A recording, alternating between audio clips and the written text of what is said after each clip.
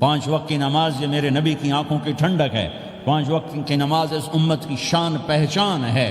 اور اللہ تعالیٰ نے پہلی امتوں پر اتنی بڑی مشقت ڈالی کہ ان کی نماز مسجد کے علاوہ کہیں نہیں ہوتی تھی، مسجد میں ہی ہوتی تھی۔ ہمارے لیے کتنی آسانی کر دی، جاب میں ہے مصلی بچھا نماز پڑھ، چلو مصلی بھی کوئی نہیں، زمین دیکھ اس پر کوئی گندگی تو کوئی نہیں ہے، بس زمین بھی تیرے لیے پاک ہے، چل نماز پڑھ۔ اور آسانی کر دی، پانی کوئی نہیں ہے، کوئی بات نہیں، مٹی میں ہاتھ مار، منہ پہ مل، پھر ایک ہاتھ مار، یوں کر، چل نماز پڑھ، میں تیری قبول کروں گا۔ یہ کسی امت کے ساتھ یہ نہیں ہوا، انہیں وضو ہی کرنا تھا چاہے پانی 50 میل پر موجود ہو۔ اور ہمارے لیے پانی کوئی نہیں ہے، چلو تیمم، مٹی میں ہاتھ ہمارا یوں کیا، پھر ہاتھ ہمارا ایک یوں کیا، ایک یوں کیا، چل بھائی اللہ اکبر قبول۔ عمار بن یاسر رضی اللہ تعالیٰ عنہ سفر میں تھے، ان کو نہانے کی ضرورت ہو گئی، نائٹ فال ہو گیا، تو انہوں نے سوچا کہ ویسے تو آدمی کو وضو کی ضرورت ہوتی ہے تو خالی منہ پہ ہاتھ مارا اور یوں کونیوں تک، لیکن مجھے تو غسل کی ضرورت ہے، تو خالی اس سے تو کافی نہیں ہوگا۔ تو انہوں نے کپڑے اتارے، اکیلے تھے، ریت کے اوپر کبھی یوں لیٹے، کبھی یوں لیٹے، کبھی یوں لیٹے، 3-4 دفعہ یوں اور یوں رول ہوتے ہوتے پھر انہوں نے نماز پڑھی۔ آئے اللہ کے نبی کی بارگاہ میں، یا رسول اللہ مجھے رات کو نہانے کی ضرورت پڑ گئی، تو میں نے کہا وضو کے لیے تو خالی یہ 2 دفعہ کرنا کافی ہے، تو یہ تو نہانا تھا، تو میں تو ریت میں خوب رول ہوتا رہا۔ میرے نبی نے انما یکفیک ضربتان، ارے سیدھے بندے عمار، اس کے لیے بھی اتنا ہی کافی تھا کہ تو یوں کرتا اور یوں کرتا اور تو پاک ہو جاتا۔ اللہ نے اس نبی کے طفیل، اس محبوب مصطفیٰ صلی اللہ علیہ وسلم کے طفیل، اللہ نے کیا کیا سہولتیں اور آسانیاں ہمیں عطا فرمائیں۔ پھر نماز 4 کی 2 رکعت کر دی کہ بھئی تم مسافر ہو 2 پڑھو، روزے میں سفر میں روزہ معاف کر دیا، بعد میں رکھ لینا، بعد میں رکھ لینا، قضا کرنے کو حکم، بالکل چھوڑنے کا نہیں۔ اور کہا کہ بھائی مریض ہو چھوڑ دو، مسافر ہو چھوڑ دو، اور نماز 2 رکعت کر دو، سنتیں چھوڑ دو۔ ابن عمر رضی اللہ تعالیٰ عنہ بیٹھے تھے تو انہوں نے 2 رکعت پڑھ کے بیٹھ گئے، تو ان کے خادم نے کہا سنتیں نفل نہیں پڑھو گے؟ کہا اگر پڑھنا تو 4 فرض پڑھتا میں، میرے اللہ نے معافی دے دی تو میں کیوں پڑھوں؟ میرے نبی نے سفر میں سنتیں نہیں پڑھی کبھی، اپنی امت کو سہولت دینے، فجر کی سنتیں 2 پڑھتے تھے، اس کے علاوہ سنتیں نہیں پڑھی تاکہ میری امت کو سہولت ہو، آسانی ہو۔ ایک دفعہ بارش ہو رہی تھی اور کوئی جگہ نہیں تھی نماز پڑھنے کے لیے، تو آپ نے اپنی اونٹنی کو آگے کیا اور اس پر بیٹھ گئے، بیٹھے ہی تھے، پیچھے صحابہ نے اونٹنیوں پر ہی صفیں بنائیں، اور یہ نماز اونٹنی پہ بیٹھ کر ادا کی گئی بارش کے اندر۔ نماز اونٹنی کے اوپر نماز بھی ہو گئی، رکوع بھی ہو گیا، سجدہ بھی ہو گیا، سلام بھی ہو گیا۔ پہلی امتوں کے لیے نہیں تھا، سجدہ ہی کرنا پڑے گا۔ یہ اللہ کے محبوب مصطفیٰ صلی اللہ تعالی علیہ وسلم کی طفیل، میرے اللہ نے ہم پہ فضل و احسان کیا، تو میرے نبی کی زندگی میں عبادات میں نماز سب سے اعلیٰ نظر آتی ہے، سب سے نمایاں نظر آتی ہے۔ اور پھر بازار میں، گھر میں، دفتر میں، ماحول میں میرے نبی کے اخلاق، یہ زندگی کا دوسرا روشن پہلو ہے۔ میرے نبی کی ساری زندگی 2 لفظوں میں آتی ہے، عبادت اخلاق، عبادت اخلاق، یا 2 اور لفظ، حقوق اللہ حقوق العباد، حقوق اللہ حقوق العباد۔ حقوق اللہ میں نماز سب سے اعلیٰ، اور حقوق العباد میں لوگوں کی برداشت کرنا، لوگوں سے درگزر کرنا، معاف کرنا، جھوٹ سے بچنا، دھوکے سے بچنا۔ میرے نبی سے پوچھا گیا یا رسول اللہ مسلمان کنجوس ہو سکتا ہے؟ ہم نے کہا ہو سکتا ہے۔ یا رسول اللہ مسلمان کمزور ہو سکتا ہے، بزدل ہو سکتا ہے، ڈرپوک ہو سکتا ہے؟ آپ نے کہا ہو سکتا ہے۔ یا رسول اللہ مسلمان جھوٹ بول سکتا ہے؟ آپ نے کہا نہیں، جھوٹ نہیں بول سکتا، جھوٹ نہیں بول سکتا۔ ہاں، الا لعنت اللہ علی الکاذبین، جھوٹوں پہ اللہ کی لعنت۔ اس لعنت کے ساتھ 400 پاؤنڈ بچا لیے، 4000 بچا لیے، 4 ملین بچا لیے، 4 بلین بچا لیے، 4 ٹریلین بچا لیے، ساری دنیا کو بچا لیا، اور اوپر اللہ کی لعنت پڑی تو اللہ کی قسم گھاٹے کا سودا ہے۔ اور سچے ہو گئے، سچ بولا، یہ میں 100 پاؤنڈ کماتا ہوں، لے لو جو لینا ہے اس میں سے، یہ میں 1000 پاؤنڈ کماتا ہوں، لے لو جو لینا ہے، یہ میں 50,000 پاؤنڈ کماتا ہوں، لے لو جو لینا ہے، کہ مسلمان کی زبان سے جھوٹ نہیں نکلتا، سچ ہی بولتا ہے۔ آپ تشریف لے جا رہے ہیں، ایک آواز ہے یا رسول اللہ، آپ نے یوں دیکھا، کوئی نظر نہیں آیا، پھر آواز ہے یا رسول اللہ، تو آپ نے دیکھا کہ ہرنی ڈیر چھوٹی وہ کھڑی ہوئی، رسی میں بندھی، تو آپ نے کہا کیا ہوا؟ کہا جی آپ کا صحابی مجھے پکڑ کے لایا ہے، میرے چھوٹے چھوٹے بچے بھوک سے رو رہے ہوں گے، آپ مجھے چھوڑ دیں، میں بچوں کو دودھ پلا کے واپس آ جاتا، مجھے پتا ہے میرے اللہ کی تقدیر میرے بارے میں کیا ہے۔ تو آپ نے کہا اگر تو واپس نہ آئی تو پھر تو اس نے کہا مجھے اللہ جہنم میں ڈال دے۔ آپ نے اس کی رسی کھول دی، خود وہیں بیٹھ گئے۔ اس نے دوڑ لگائی اور پہاڑوں میں گم ہو گیا۔ تھوڑی دیر کے بعد وہ دوڑتی ہوئی آئی اور آ کے سر یا رسول اللہ میں حاضر ہو گیا۔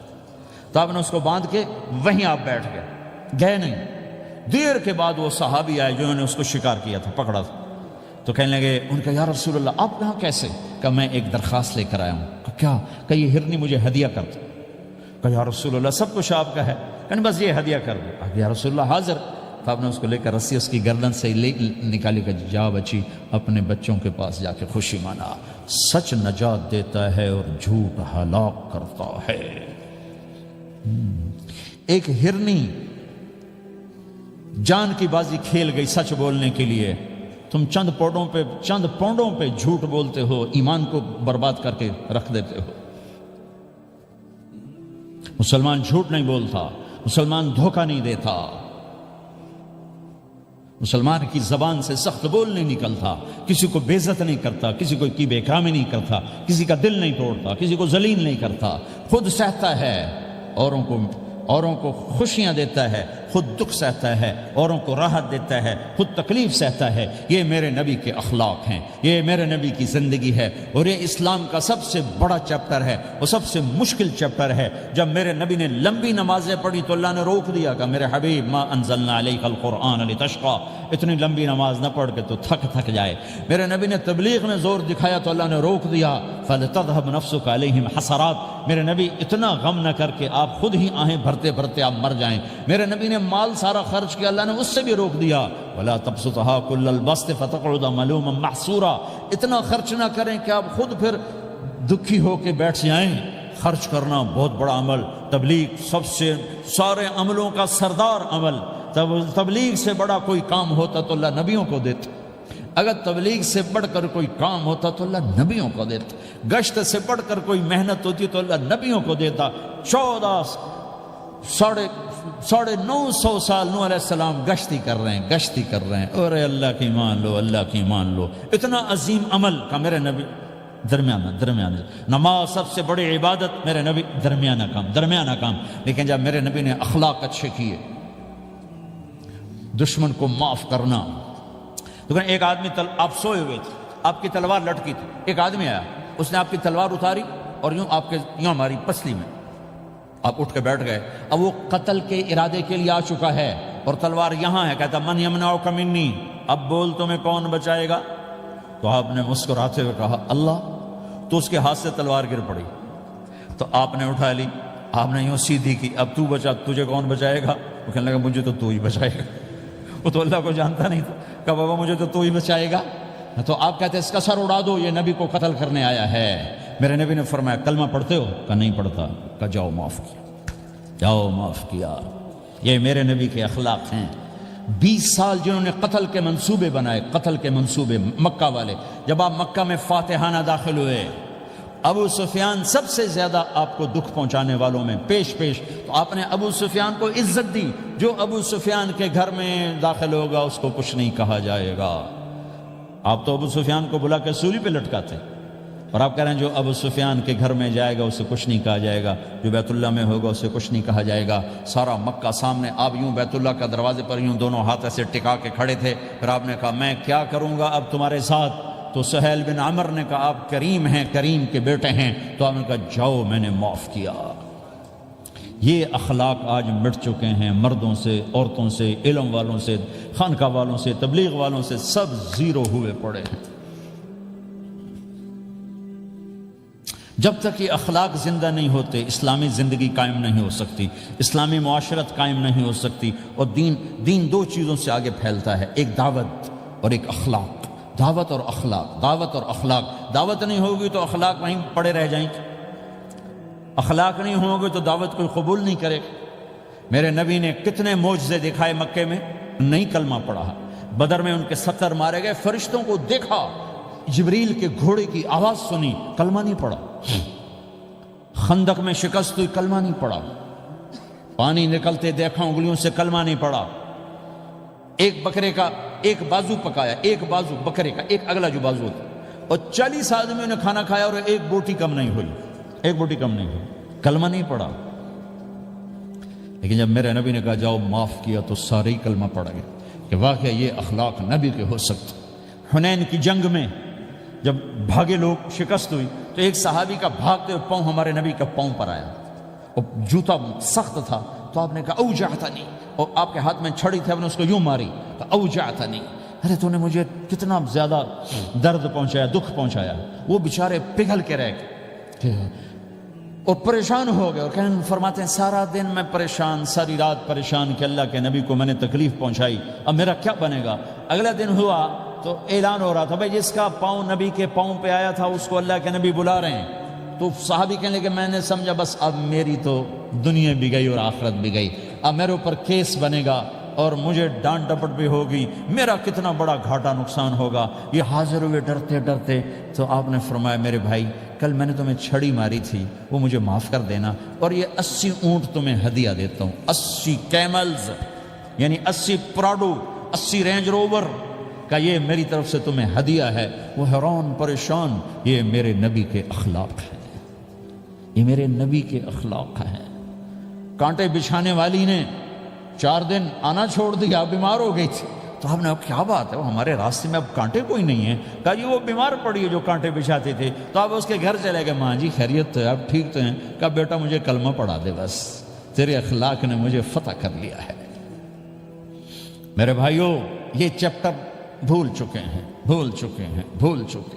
جب تک یہ چیپٹر زندہ نہیں ہوگا زندگی اسلامی نہیں بنے گی، معاشرہ اسلامی نہیں بنے گا، اور آگے قوموں کے لیے اسلام کا دروازہ نہیں کھلے گا۔ ہمیں معاف کرنا آتا ہو، ہمیں گالی دینے والے کو دعا دینا آتا ہو، غیبت کرنے والے کی تعریف آتی ہو، اور غیبت کرنے سے، غیبت سننے سے اپنے آپ کو ایسے بچاؤ جیسے زہر سے بچاتے ہو، اسے آگ سے بچاتے ہو۔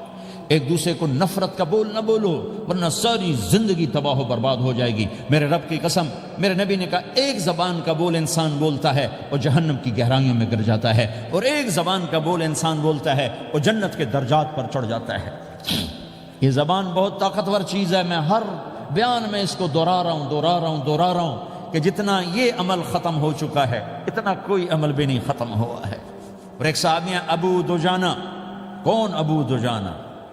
السابقون الاولون من المہاجرین والانصار، اس میں پہلی صف کے صحابہ۔ کون ابو دجانہ؟ جب آپ حج پر گئے تو اپنی جگہ مدینے کا امیر ابو دجانہ کو بنایا۔ ابو دجانہ حج میں شریک نہیں ہوئے کہ آپ نے اپنی جگہ ان کو اپنا نائب بنا کے وہاں کھڑا فرمایا ابو دجانہ میری جگہ پر مدینے کا امیر ہے، یہ وہ ابو دجانہ ہیں۔ کون ابو دجانہ؟ جو جنگ بدر سے لے کر آخری حج تک ہر سفر میں شریک ہیں، ہر سفر میں شریک ہیں۔ ان کی ایک بات میں بتانا چاہتا ہوں، پہلے تھوڑی سی ان کی ہسٹری بتانا چاہتا ہوں۔ کون ابو دجانہ؟ احد کی جنگ میں آپ نے تلوار اٹھائی، کہا اس تلوار کو کون لے گا؟ کئی صحابہ کھڑے ہو گئے۔ آپ نے کہا اس تلوار کا حق کون ادا کرے گا؟ سارے بیٹھ گئے، 3 آدمی کھڑے رہے، ایک زبیر بن عوام، ایک عمر بن خطاب، ایک ابو دجانہ۔ ان کا نام ہے سماک بن خرشنہ، سماک بن خرشنہ ان کا نام ابو دجانہ سے مشہور ہے۔ تو آپ نے تلوار نہ عمر کو دی نہ زبیر کو دی، ابو دجانہ کو دی تھی۔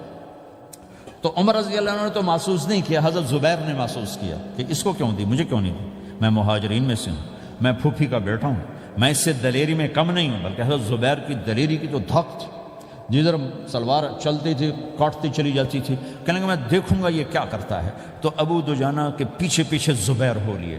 تو ابو دجانہ نے جو حملہ کیا تو 3000 کا لشکر تھا، اس کو چیر کے پار نکل کے، پورے لشکر کو کاٹ کے پار نکل کے، اور آگے عورتیں کھڑی تھیں جو مکے کے لشکر کو تیار کر رہی تھیں۔ نحن بنات طارقی نمشی علی النمارق مشی القتل بوارق المسک فی المخالق المسک فی المفارق والدر فی المخالق ان تقبلوا نعانقی وتدبروا نفارقی فراق غیر وامقی۔ یہ گانا گا رہی تھیں اور ان کو تیار کر رہی تھیں۔ تو جب ابو دجانہ کی تلوار نظر آئی تو سب بھاگی، ہندا پکڑی گئی، تو آپ نے یوں اپنی تلوار ہندا کے سر پر رکھی، انہوں نے چیخ ماری، تلوار ہٹا لی۔ تو زبیر پیچھے پیچھے کہ کیا کیا ہے؟ جنگ میں اگر کوئی عورت حصہ لے اسے مارنا جائز ہے، ویسے جائز نہیں ہے، عورت کو، بچے کو، بوڑھے کو ہاتھ لگانا جائز نہیں ہے۔ تو انہوں نے کہا تلوار کیوں نہیں چلائی؟ کہا میرے محبوب کی تلوار ہے، عورت کے خون سے رنگین کر کے اس کی شان نہیں گھٹانا چاہتا، یہ میرے نبی کی تلوار۔ پھر واپس ہوئے، پھر اٹیک کیا اور پھر مجمع کو چیر دیا۔ سامنے ایک آدمی آ رہا تھا ہاتھی کی طرح، اتنا لمبا موٹا تازہ، تو زبیر کہنے لگے میرے جی میں آیا کبھی اس کی ٹکر ہونا پھر میں دیکھوں ابو دجانہ کیا چیز ہے۔ تو اللہ کا کرنا ایسا ہوا ابو دجانہ دونوں آمنے سامنے ہو گئے، تو وہ ایسے شاہ سوار تھے کہ دونوں طرف کے لشکر ذرا تھم گئے اور وہ دونوں بھڑ گئے۔ ابو دجانہ کے اپنے جوہر، اس پہلوان کے اپنے جوہر، غبار اٹھا، مٹی اٹھی، اور اس کی اپنی طاقت، ان کی اپنی طاقت، انہوں نے ابو دجانہ کو اس نے زخمی کر دیا۔ ابو دجانہ نے جو جوش میں آ کے ماری تلوار، اس کو لگی یہاں، تو اتنی طاقت سے لگی کہ اس کے نیچے اتر کر 2 ٹکڑوں میں تقسیم کر دی۔ یوں ماری تو ایک حصہ ادھر ایک حصہ، پھر یوں دیکھا اور اپنے چہرے سے لوہے کی ٹوپی اتاری، اما ترا انا ابو دجانہ، کیا دیکھ رہے ہو؟ میں ہوں ابو دجانہ، تلوار صحیح لی ہے میں نے، غلط نہیں لی، یہ ابو دجانہ ہیں۔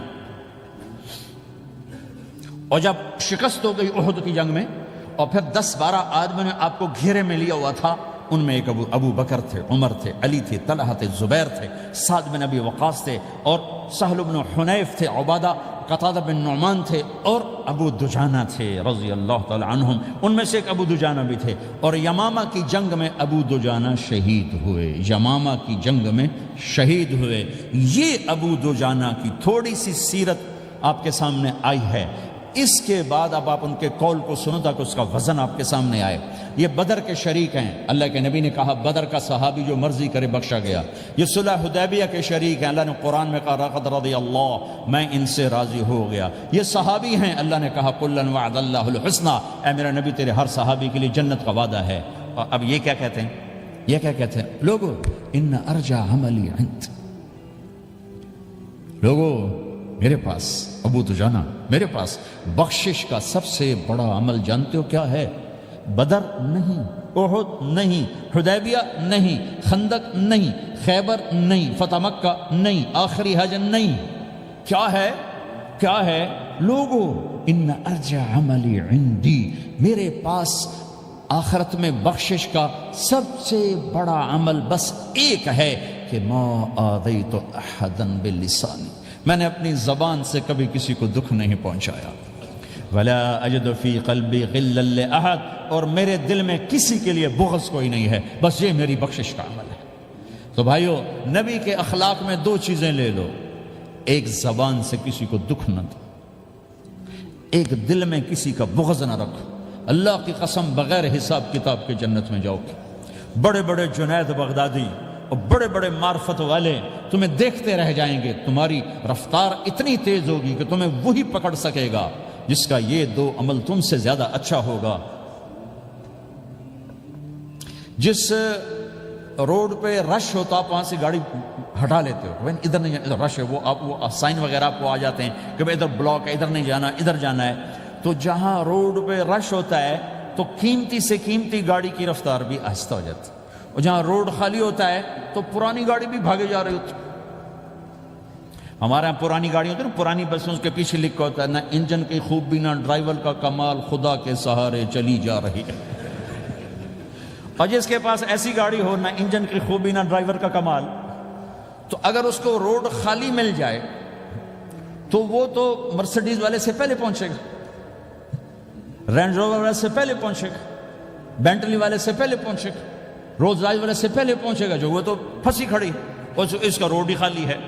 تو میرے بھائیو، یہ میں ایک مثال دیتا ہوں، عبادات کی روڈ پہ بہت رش ہے، نمازی بے شمار ہیں، روزے دار بے شمار ہیں، عمرے والے بے شمار ہیں، حج والے بے شمار ہیں، اور تہجد گزار بے شمار ہیں، علماء بے شمار ہیں، حافظ بے شمار ہیں، ذکر والے بے شمار ہیں، بہت رش ہے، تبلیغ والے بے شمار ہیں، لیکن جو اخلاق والا روڈ ہے نا، یہ خالی پڑا ہے۔ اس پہ موٹر زوکی پہ چڑھ کے آ جاؤ تو سب سے آگے نکل جاؤ، سائیکل پہ چڑھ کے آ جاؤ تو سب سے آگے نکل جاؤ، کہ روڈ ہی خالی ہے، اخلاق کا روڈ خالی ہے۔